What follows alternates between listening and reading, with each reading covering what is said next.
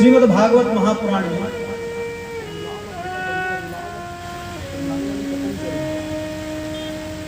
तो महाराज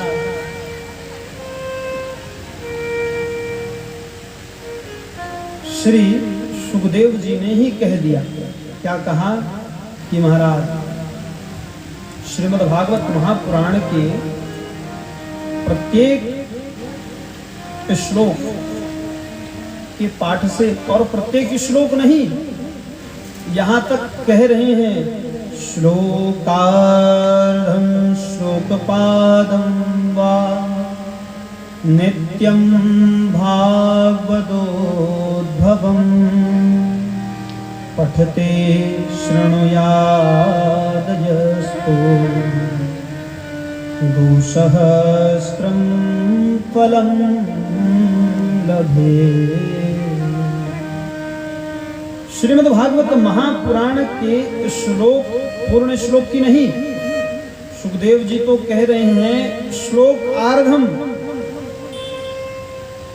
श्लोक का आधा, फिर कहते हैं श्लोक पादम, आधे का आधा, फिर कहते हैं उस आधे का भी आधा यदि कोई नित्य स्मरण कर ले या पढ़ ले या श्रवण मात्र कर ले तो उसका फल क्या है? गो सहस्त्रम फलम लभे, करोड़ों यज्ञ के समान उसे पुण्य की प्राप्ति होती है। किंतु कहा महाराज संस्कृत तो बनता ही नहीं, देखने से डर लगता है। जन्म हुआ भारत में और संस्कृत का स भी नहीं मालूम। क्यों? हम जानना नहीं चाहते। यदि हमारी कामना हो, मन में इच्छा हो, तो संस्कृत क्या भगवान मिल जाते हैं, और मिले हैं बहुत भक्तों को। केवल अपनी इच्छा हो उनको ढूंढने की, यही बात। और भागवत महापुराण में है क्या माताओं, मित्रों, बंधुओं? तो कह रहे हैं भागवतः इमे भागवताः, भागवत में भगवान के संबंधियों की कथा है।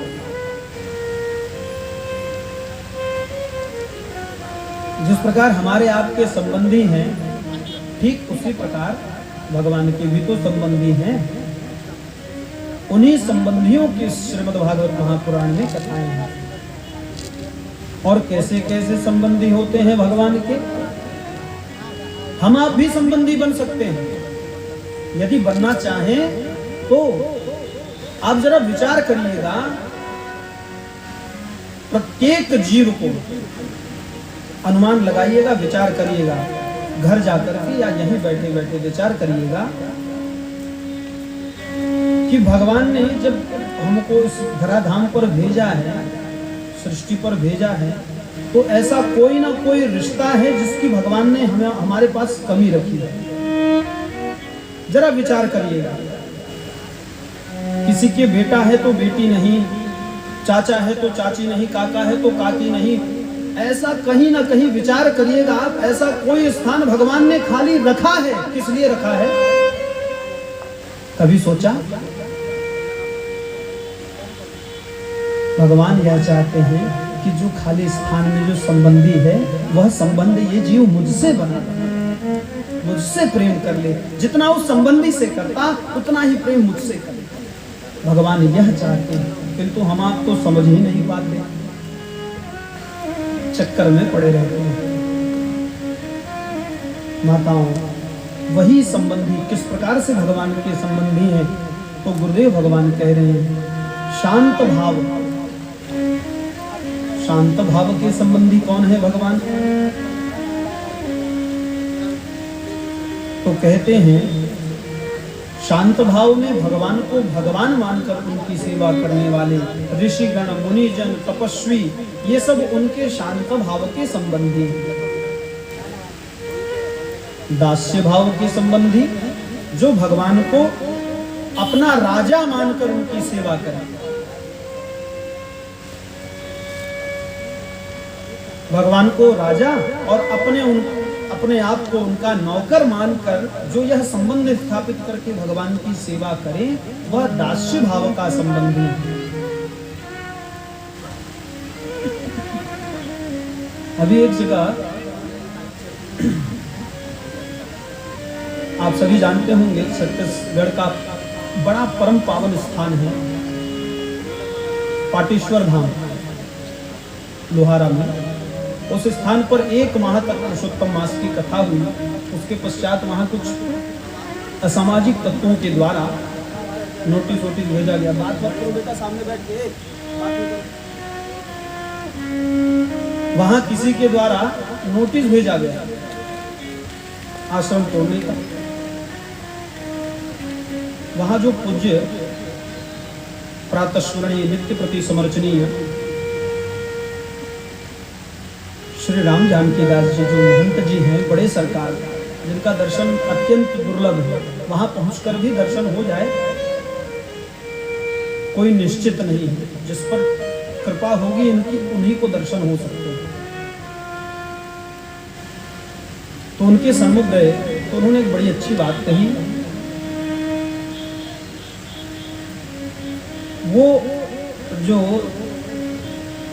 संत जी हैं वे दास्य भाव के ही संबंधी हैं भगवान को। उन्होंने मुझसे कहा कि बेटा, मुझे यहाँ नोटिस दिया गया कि आश्रम तोड़ना है और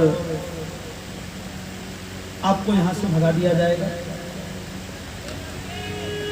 मैंने उनसे एक ही बात कहा कि भैया, नोटिस और ये आश्रम किसने भेजा नोटिस? तो कहा गवर्नमेंट ने। तो बोले किस गवर्नमेंट ने? बोले छत्तीसगढ़ शासन से, वन विभाग से यह नोटिस आया है, सरकारी नोटिस है। बाबा जी ने, जो बड़े बाबा जी थे, उन्होंने नोटिस लिया, तुरंत फाड़ा और जो नोटिस लेकर आया था उसी के मुंह पर मारा। बोले यह तुम्हारे निचले सरकार का जो नोटिस है, ये मुझे ना दिखाओ, ये उसे दिखाना जो निचले सरकार के सेवक जन है, जो सेवक जन है, जो नीचे की सरकार, यहाँ गवर्नमेंट की जो सेवक हैं, ये उनको ले जाकर दिखाना। मैं ऊपर वाले सरकार का सेवक हूँ। मेरे सरकार तो ऊपर वाले हैं, रघुनाथ जी हैं, श्री रघुनाथ जी, श्री राम जी हैं, मैं उनका सेवक हूँ। माताओं, मित्रों, जरा विचार करिए। अब हमारी युवान बंधुजन, मित्रजन आते नहीं क्योंकि हम लाते नहीं। माता पिता यदि अपने बच्चों को, युवानों को भगवान की भगवत कथा से जोड़े तो बहुत लाभ होगा। देखिए, एक बात बताएं, सामान्य सी बात है,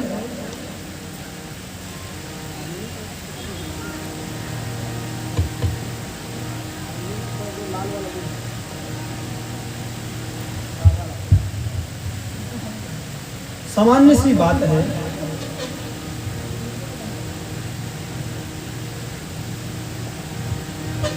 आप सभी जानते हैं, गवर्नमेंट जॉब की तैयारी जो करते हैं, कितनी मेहनत करते हैं। जो बच्चे या जो करके पहुंचे हैं, उनसे जरा मिलिए और पूछिए। गवर्नमेंट जॉब की तैयारी करने वाले बच्चे, दिन रात उन्हें किसी चीज का होश रहता है? कब खाया, कब पिया, कहाँ गया, स्नान किया कि नहीं किया, सुबह से उठकर मुंह में पानी डाला कि नहीं डाला, किसी चीज का उन्हें कोई होश रहता नहीं। किस लिए होश नहीं रहता भैया? क्यों? उनका लक्ष्य है कि मुझे सरकारी नौकरी पाना है, मुझे सरकारी जॉब पाना है, मुझे गवर्नमेंट का सेवक बनना है। सामान्य सी बात है, विचार करिएगा, सोचिएगा। ये निचली सरकार की सेवा पाने के लिए, उसको पाने के लिए इस तरह से उस बच्चे को लगना पड़ता है। 24 घंटे में से 18-20 घंटे उन्हें देने पड़ते हैं।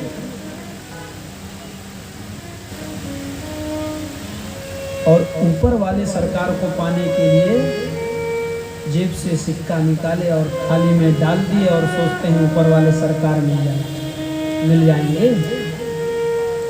माताओं मित्रों, जब निचली सरकार के लिए इतना दिन रात मेहनत करके वह बालक, वह पुत्री, वह बिटिया, वह बालक पहुंचता है उस सरकार तक, उसकी सेवा में भर्ती होता है, तो जरा विचार करिए ना, उस सरकार को पाने के लिए कितना मेहनत करना पड़ेगा। ये तो तुच्छ सी सरकार की नौकरी को पाने के लिए जब दिन रात एक करना पड़ता है, ये तो हमारे ऊपर वाले सरकार है जो सबके सरकार है। इस सरकार के भी सरकार है।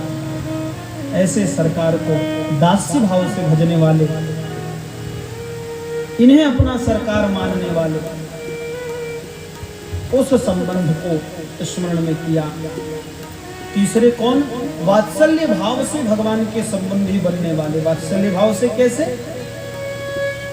अतो भगवान के माता पिता बनकर भगवान को अपना बालक समझकर उनसे लाड़ करना, दुलार करना, प्रेम करना,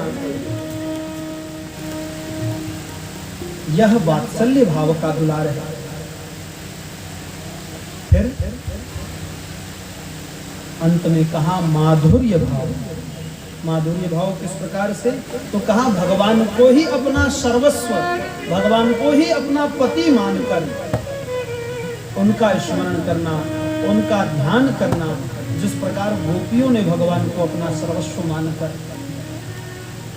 सब कुछ मानकर भगवान के चरण में उपस्थित हुए और भगवान को प्राप्त किया। इन 5 प्रकार के संबंधियों की चर्चा इस श्रीमद् भागवत महापुराण में की गई है। कितने प्रकार के संबंधी होते हैं भगवान के?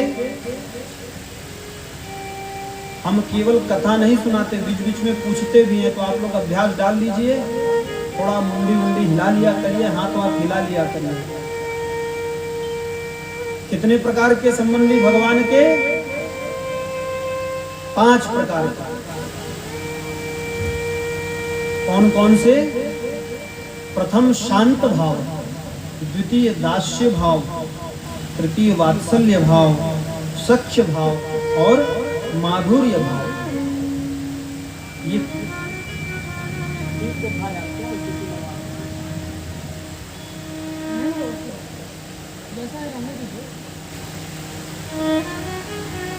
तो माताओं, मित्रों, बंधुओं,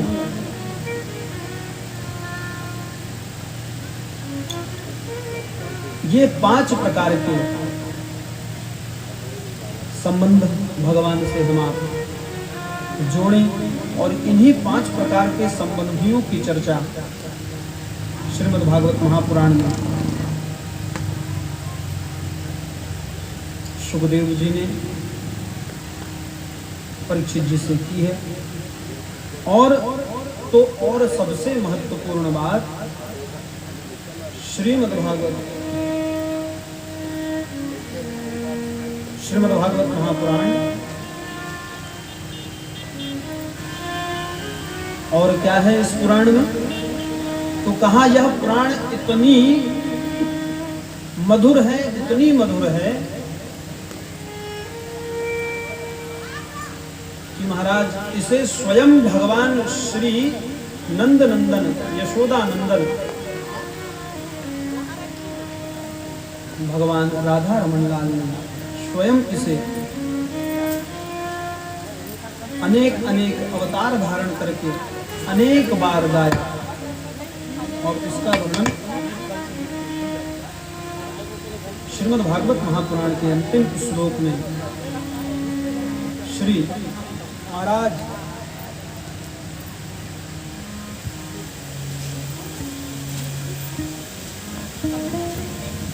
एक बात कहेंगे, सबको बुरा लगे तो क्षमा करिएगा, क्योंकि आप लोगों को भले बोलने में कुछ दिक्कत ना होती हो, लेकिन हमको भगवान से जुड़े हुए हैं और भगवान ही सुनते हैं। भगवान और हमारे बीच में आप लोग भी आ जाते हैं, आपका भी कल्याण हो रहा है, लेकिन भगवान और हमारे बीच में भी कहीं से कुछ भी आवाज़ आती है तो फिर हम रुक जाते हैं।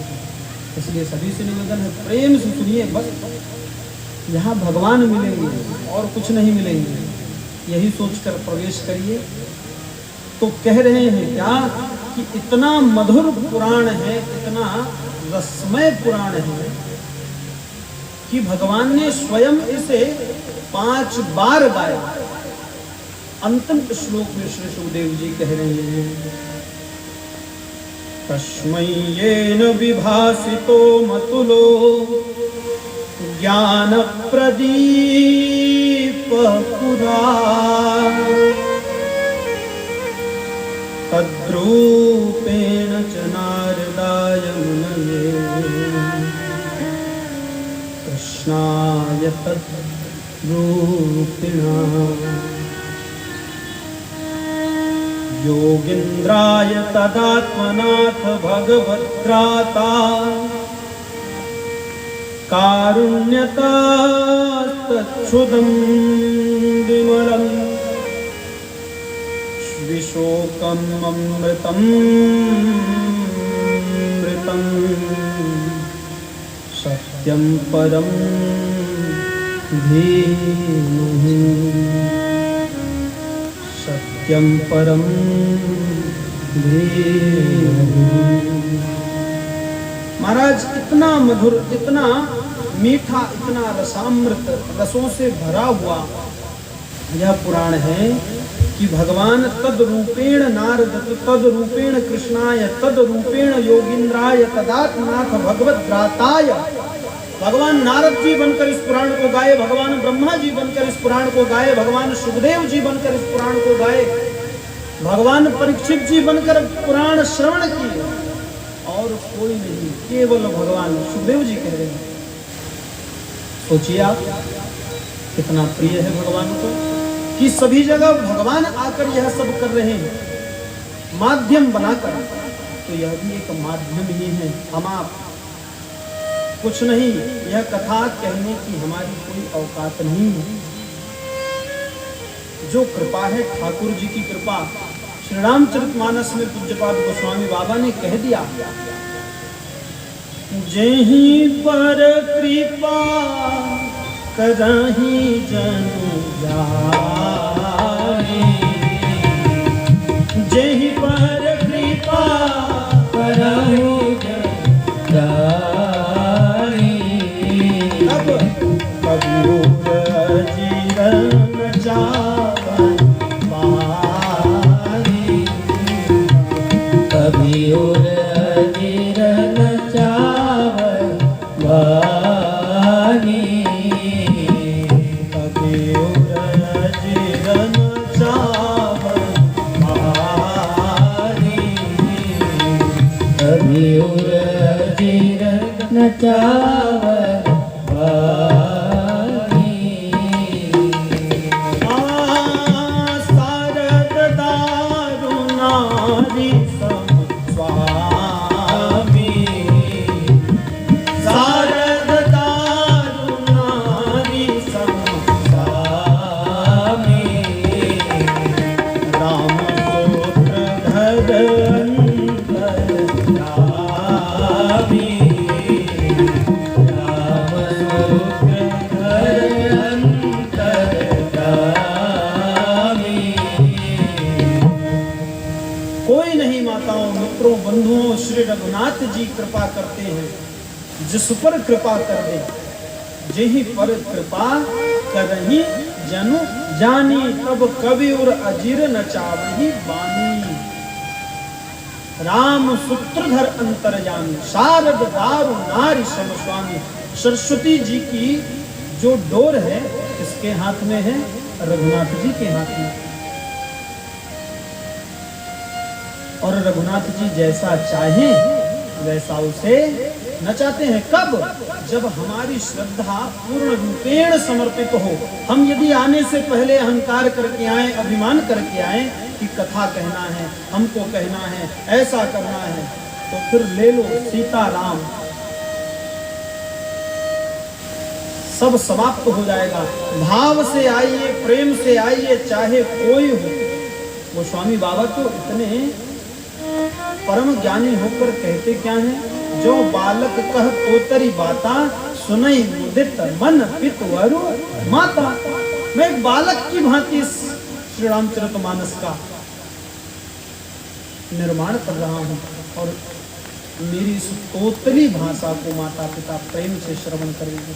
इतना बड़ा ग्रंथ लिख दिया, किंतु गोस्वामी बाबा ने कहीं कुछ भी अहंकार नहीं किया।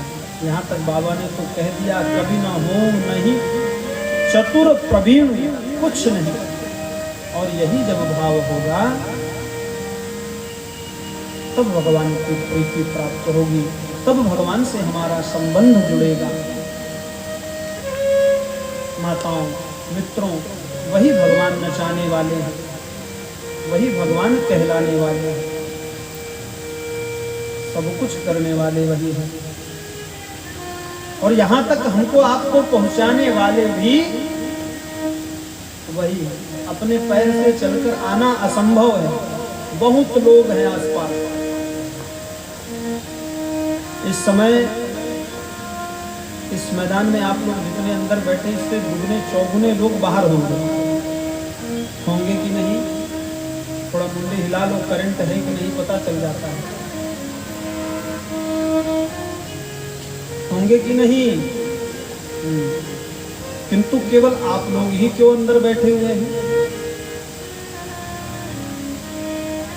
क्योंकि भगवान ने आपको यहाँ तक बुलाया है और भगवान आपको लाकर यहाँ बिठा रहे हैं, इसलिए आप यहाँ बैठे हैं।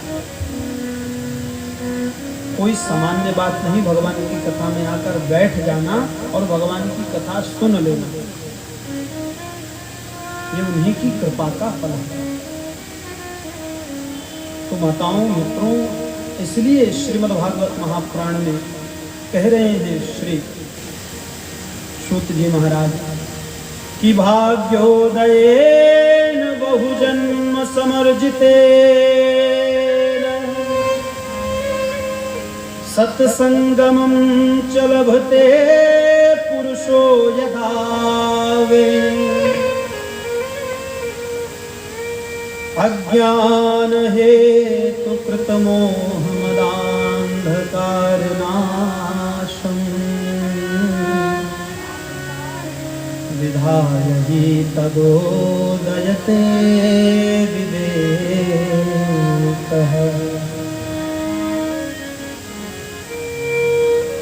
माताओं मित्रों बंधुओं, अनेक अनेक जन्म जन्मांतर के जब हमारे भाग्यों का उदयमान होता है, जब भाग्य उदीयमान होते हैं, तो यह अवसर हमको आपको प्राप्त होता है। सामान्य बात नहीं यह प्राप्त हो जाना।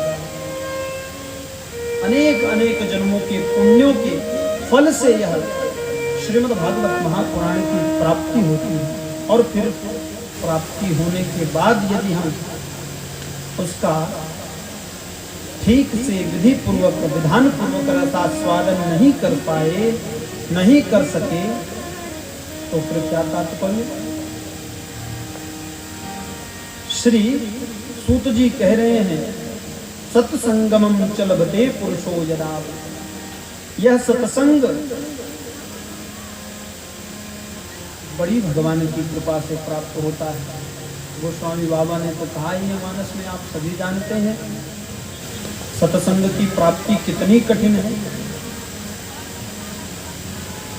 आजकल भले ही सुलभ हो गई हो, किंतु सत्य सत्संग, सार्थक सत्संग, जहाँ केवल भगवान नाम की चर्चा हो, भगवान गुणधाम की चर्चा हो, भगवान की लीला की चर्चा हो, भगवान के यश की चर्चा हो, भगवान के धामों की चर्चा हो, ऐसा सत्संग बड़ी कृपा से और भगवान की दया से और हमारे अनेक जन्म जन्मांतर के पुण्यों से प्राप्त होता है।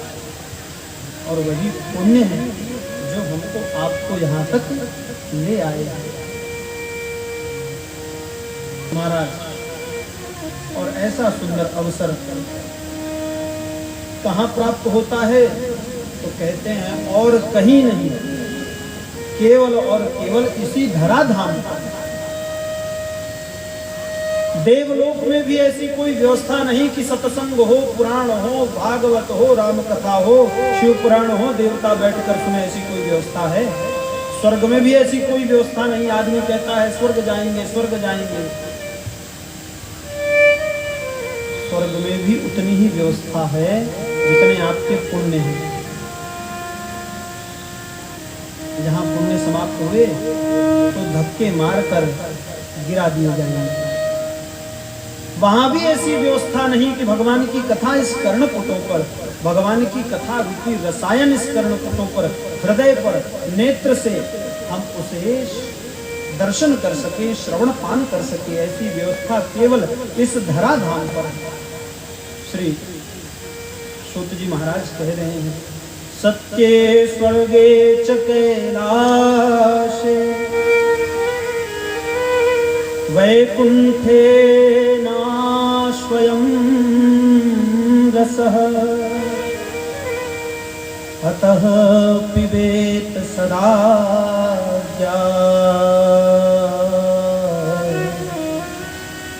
मामानं चतकरी। यह जो श्रीमद् भागवत महापुराण की परम मंगलमयी चर्चा है, परम मंगलमयी कथा है, यह कहाँ सुलभ है और कहाँ दुर्लभ है? तो कहते हैं ना तो यह स्वर्ग में, ना तो कैलाश में, ना वैकुंठ में, ना स्वयं भगवान के पास है। यह तो केवल और केवल भगवान जिन पर कृपा कर दे उनके पास है, और उनसे लेने के लिए इस धराधाम पर आना ही पड़ेगा। और हम आ चुके हैं, पहुंच चुके हैं। अब हमारी और आप पर भगवान की कृपा है। और इतना सुलभ होते हुए भी यदि हम इस सुख को, इस आनंद को देखिए, यह भगवान की कथा सुख और मजा नहीं देती। भगवान की कथा क्या प्रदान करती है? थोड़ा बोलिए, क्या प्रदान करती है भगवान की कथा? आनंद, है ना? और इसी आनंद को प्राप्त करने के लिए हम आप यहाँ उपस्थित हुए। किंतु किन्हीं किन्हीं कथाओं से लोग निकलते हैं और कथा से निकलते हुए बोलते हैं, बड़ा मजा आया आज की कथा में, बड़ा सुख मिला कथा में। माताओं, मित्रों, बंधुओं, कथा में न तो मजा होता है न तो सुख होता है। क्यों? यदि मजा होगा तो उसका सजा भी होगा, और सुख होगा तो उसका दुख भी होगा। किंतु यदि आनंद हुआ तो केवल आनंद ही आनंद होगा, उसका कोई विपरीत होगा ही। यह आनंद प्रदान करती है भगवान की कथा।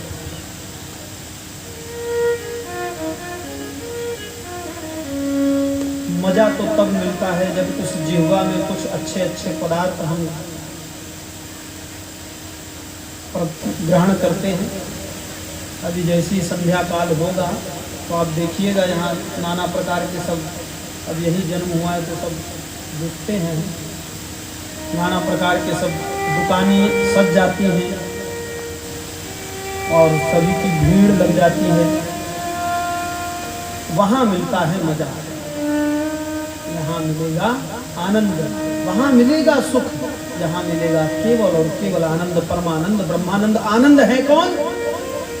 कहते हैं ना हम आप, अरे नंद के आनंद भयो जय कन्हैया लाल की, नंद के आनंद भयो जय कन्हैया लाल की।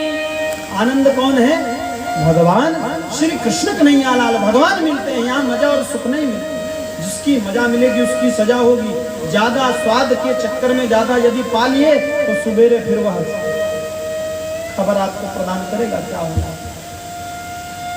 लालच के चक्कर में खूब खा तो लिए और फिर नजर कहाँ आ रहे हैं? लाइन लगी है, फिर बाथरूम के बाहर खड़े हैं। क्या हो गया भैया? अरे कल रात में ज्यादा कुछ पा लिए थे। क्यों? तो फिर वो सजा है। खूब सुख मिला कहीं जाकर के, किसी से मिल करके, और जब वो जाने लगा तो रोने लगे। क्या हुआ भैया? अरे बहुत दुख हो रहा है, ये मिला था, ये जा रहा है। किंतु यदि आनंद मिल गया तो आप जहां रहिए, आनंद तो आपको हर स्थिति में, हर क्षण, हर स्थान पर मिल जाएंगे। क्यों? क्योंकि भगवान तो सर्वत्र है।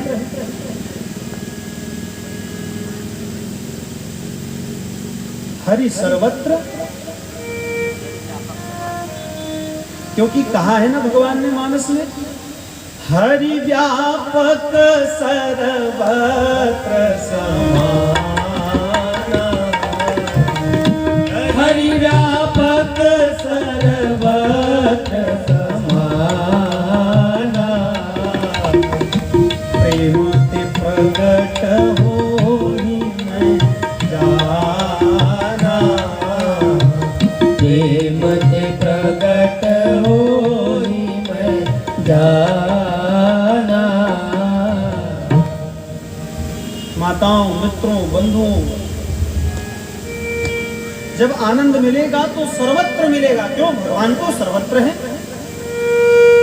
सुख और मजा जब मिलेगा तो सुख का दुख भी है, मजा की सजा भी है।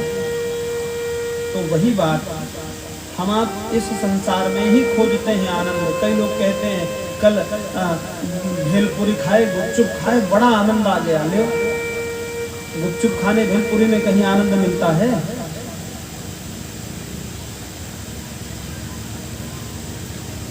कई लोग गए, वहां गए थे, बड़ा सुंदर सुंदर दृश्य देखे और देखते ही क्या बताएं, बड़ा आनंद आ गया। अरे भैया, आनंद यदि आ रहा है तो खाते जाओ, जितना खा रहे हो। आप जिस चीज में आपकी रुचि है, आनंद उसमें है यदि, तो उस वस्तु को इतना खाओ जितना मिले, जब मिले, जब खाते जाओ। 1 दिन खाएंगे, 2 दिन खाएंगे, 3 दिन खाएंगे, 4 दिन खाएंगे, 5वें दिन तो लगेगा ही कि बस हो गया, अब इसे हटाओ। देख देख के परेशान हो गए। घर में भी बात होती है ना, क्या बार बार वही सब्जी, वही रोटी, वही दाल, हो जाती है ना कभी बात। तो माताओं, मित्रों, बंधुओं, किसी खाद्य पदार्थ में कोई आनंद नहीं है। कहीं ना कहीं जाकर वह जो उसका मजा है वह समाप्त तो होगा ही होगा, जो उसका सुख है समाप्त तो होगा ही होगा। किंतु भगवान अकारण करुणा वर्णालय परात्पर परब्रह्म परमात्मा, आज जितना हम सुन रहे हैं, कल से हमारी सुनने की, पाने की, प्रभु को दुलार करने की, लाड़ करने की जो कामना है और दूनी हो जाएगी। कल परसों और 3 गुनी, चौथे दिन और 4 गुनी, और यह निरंतर सतत बढ़ते ही जाती है। यह भगवान का आनंद है। आनंद कभी कम नहीं होता, आनंद तो निरंतर बढ़ता है। किंतु हम आप तो इस संसार में ही सब खोजते हैं। संसार को क्या कहा सूत जी ने? असारह खलु संसारः दुख रूपी विमोहक। यह संसार है क्या? माताओं, मित्रों, बंधुओं, यह दुखालय है। संसार है क्या? दुखालय। और दुखालय में क्या मिलेगा? विद्यालय में क्या मिलता है? विद्या। पुस्तकालय में क्या मिलता है? पुस्तक। तो यह संसार रूपी जो दुखालय है, यहाँ क्या मिलेगा? दुख।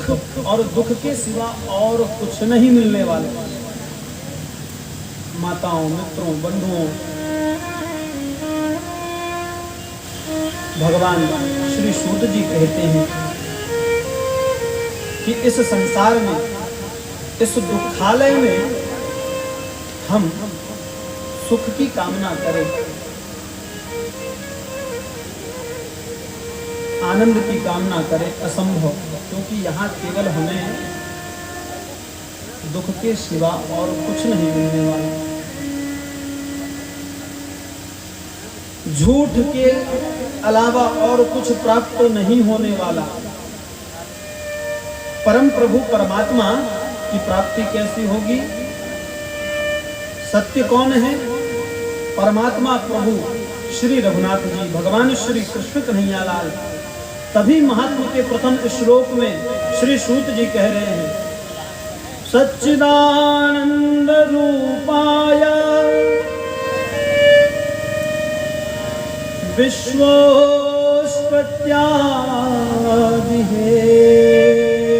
तवे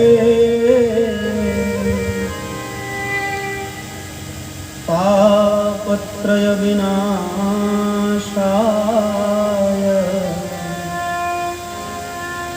श्री कृष्णाय वयम्।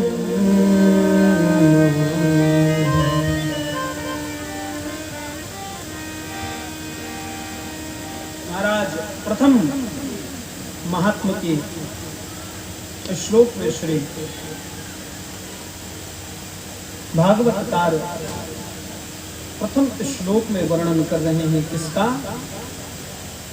सच्चिदानंद रूपाय विश्वोत्पत्त्यादिहे तवे तापत्रय विनाशाय श्री कृष्णाय वयम्। भगवान सच्चिदानंद कौन है? जहां सत्य है, जहां चित्त है, जहां आनंद है, वही सच्चिदानंद है। और सत्य केवल और केवल परमात्मा ही है, भगवान ही है। भगवान का भजन है, भगवान का सत्संग है, भगवान की चर्चा, भगवान के धाम, भगवान के स्थान, भगवान का दर्शन, भगवान का नाम, इसके अलावा और कुछ सत्य है ही नहीं।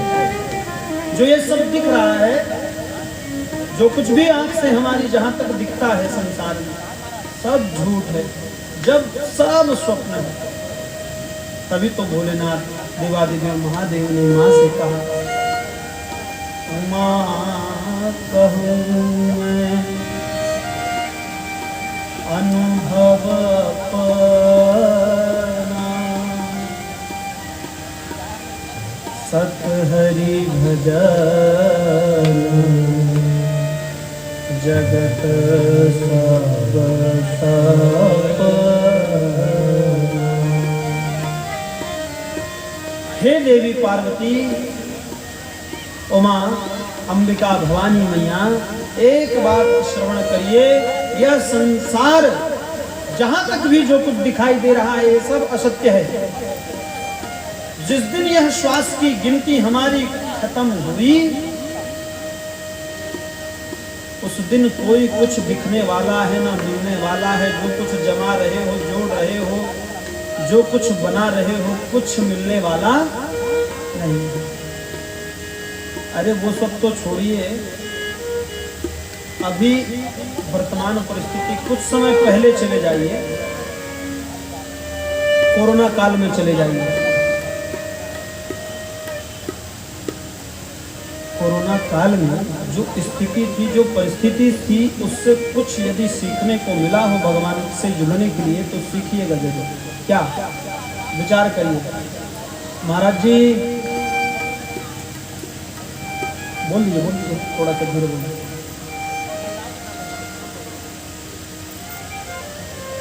तो महाराज एक बार जरा विचार करिएगा, कोरोना काल की जो विकट परिस्थिति अभी गुजरी, उसमें कितना भी बड़ा आदमी हो, कितना भी धनवान व्यक्ति हो, कितना भी उसने बोझा जमा कर करोड़ों अरबों खरबों रुपए जमा करके रखा था, क्या उस रुपयों में से एक रुपए भी उसके काम आए? क्या मुंडी हिला लीजिए थोड़ा, हाँ या ना। अरे अरबपति रहा हो, खरबपति रहा हो, उस परिस्थिति में जब बीमारी हुई, जब कुछ हुआ, वो आया तो उसका एक रुपए भी उसके कार्य में लग गया क्या? नहीं। दूसरी बात, जितने संसार में हम प्रेम रखते हैं, हमारा बेटा, हमारी बेटी, हमारे पापा, हमारे माता, हमारे चाचा, हमारे काका, वही लोग उस परिस्थिति में एक कमरे में डाल दो, उसको दूर करो, वहां खाली डाल दो और पानी दे दो, छूना नहीं, कोई कुछ नहीं करना, छोड़ दो। लो, कितना प्रेम करते थे हम आप। इस परिस्थिति से बस इतना ही जान लीजिए कि कितना भी प्रेम कर डालिए, कहीं कुछ नहीं मिलने वाला।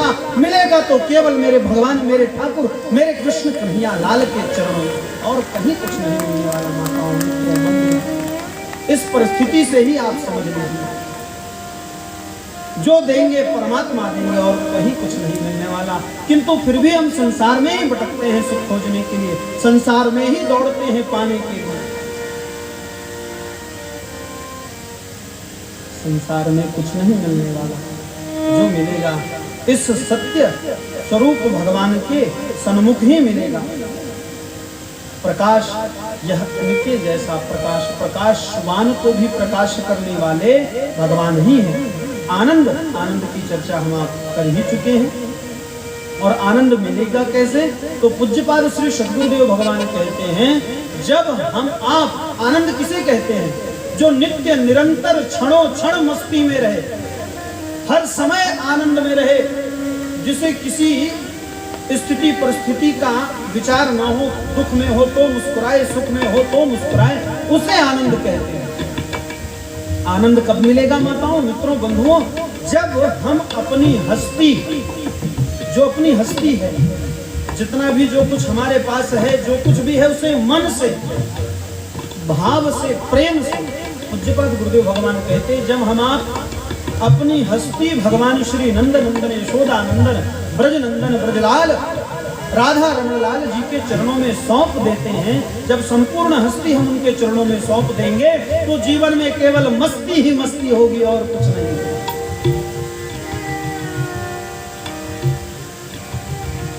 और हस्ती ही सौंपने में हम पीछे हट जाते हैं। जब हस्ती सौंपने की बारी आती है, जब भगवान का कुछ कार्य होता है, भगवान से जुड़ा हुआ कुछ भी कार्य होता है, उसी समय हमारे कदम इस संसार के सुख के लिए, संसार के बारे में सोचते हुए हम पीछे हट जाते हैं। ये सबके साथ है, कलिकाल के प्रत्येक जीव के साथ यह होता है। जब भी भगवान का कार्य होगा तो मन तो इस कलिकाल में डूबा हुआ है। जब भगवान के कार्य की जैसी बारी आई, वैसे ही हमारे कदम पीछे हो जाते हैं, कलिकाल पीछे खींच लेता है। अरे क्या करना है? दान करेगा, पुण्य करेगा, चल कुछ ना कर। कोई दरवाजे पर मांगने आ जाए तो कई ऐसे जन हैं जो दरवाजा नहीं खोलते, माताओं खिड़की से ही झांक लेते हैं, मित्रों कौन आया है देखो, हाँ पंडित जी खड़े, कुछ मांगने आए हैं, निकलना ही नहीं।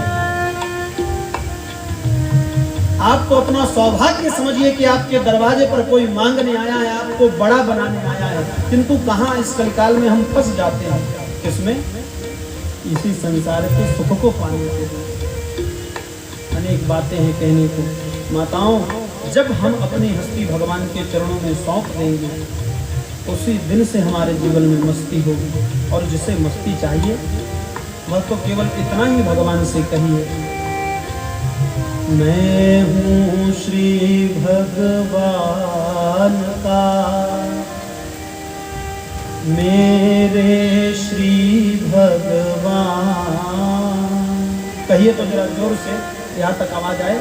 बोल लीजिए साथ में, भले मानना हो ना मानना हो आपकी इच्छा, बोल लीजिए। चलिए, मैं हूँ श्री भगवान का, मेरे श्री भगवान, मैं हूँ श्री भगवान का। जोर से बोलिए थोड़ा, मेरे श्री भगवान।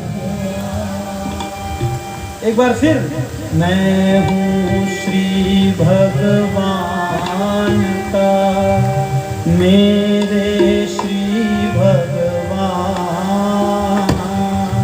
मैं हूँ।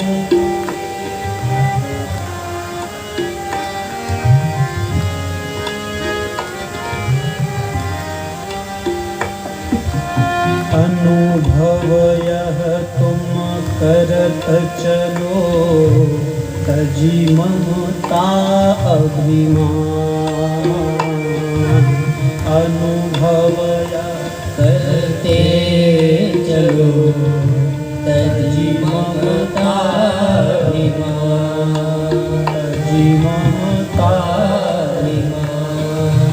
तजी ममता केवल यह ममता अभिमान अहंकार यही हस्ती है, इसी हस्ती को भगवान को सौंपना है।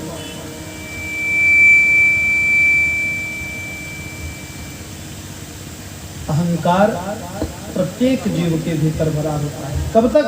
जब तक हम भगवान के हो नहीं जाते तब तक।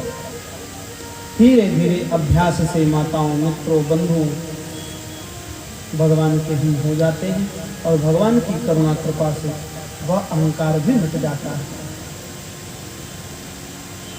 भगवान कहते हैं आगे इस श्लोक के तापत्रय विनाशाय श्री कृष्णाय वयं नमः। तापत्रय विनाशाय ये क्या है? तो पूज्यपाद गुरुदेव भगवान हमारे कहते हैं कि बेटा तापत्रय अर्थात भगवान ऐसे सतचित आनंद के स्मरण से, उनकी प्रीति से, उनकी करुणा से, उनके प्रेम से हमें क्या प्राप्त होगा? तो कहे तापत्रय विनाशाय, 3 प्रकार के ताप का विनाश अपने आप हो जाएगा। कैसे कैसे? कौन कौन से? तो कहा काम, क्रोध और लोभ, ये 3 ही जीव को अत्यधिक सताते हैं। प्रत्येक क्षण मन में किसी न किसी प्रकार की कामनाएं उत्पन्न होती जाती है, रुकती नहीं है। प्रत्येक क्षण की बात आपको बता रहे हैं। दिन दिन की तो छोड़ दीजिए, अभी यहीं बैठे हैं कथा में, कुछ न कुछ कामनाएं मन में बन रही होगी। ऐसा करेंगे, वैसा करेंगे, ये करेंगे, वो करेंगे। प्रत्येक क्षण किसी न किसी प्रकार की कामना हमारे हृदय में, हमारे मन में उठती रहती है। क्रोध, आपके अनुकूल यदि कोई कार्य नहीं हुआ तो क्रोध तो आना स्वाभाविक है। क्रोध के लिए इन जिस प्रकार देखिए, और लोभ भी कभी समाप्त होने वाला नहीं है। इन्हें आप ऐसा समझिए जैसे शुगर और बीपी की बीमारी। वर्तमान समय में जो शुगर और बीपी है जिनको, वे लोग जानते हैं क्या? माताओं मित्रों बंधुओं, इन दोनों बीमारियों की दवाइयाँ कभी खत्म होती नहीं है। बिल्कुल टाइम से लेना है और परहेज का ध्यान रखना है। क्या नहीं खाना, क्या खाना, और दवा बिल्कुल समय से प्राप्त करना है। उससे क्या होगा? तो कहे उसका लेवल बराबर बना रहता है, तो फिर वह कष्ट नहीं देता, तकलीफ नहीं देता, लेकिन कभी खत्म भी नहीं होता, लेवल में रहता है। ठीक उसी प्रकार श्री भागवतकार कह रहे हैं, पूज्यपाद गुरुदेव भगवान कह रहे हैं कि ये जो काम, क्रोध, लोभ, ये कभी खत्म होने वाले नहीं है। इसकी दवा और परहेज हमको आपको करना है। दवा क्या है? जो हम आप अभी बैठकर ले रहे हैं, यही इसकी दवा है। परहेज क्या है? जो कथाओं में बताया जाए कि ये आपको करना है, ये आपको नहीं करना है, वही परहेज है। धर्म ही इसकी दवा है, अधर्म ही परहेज है।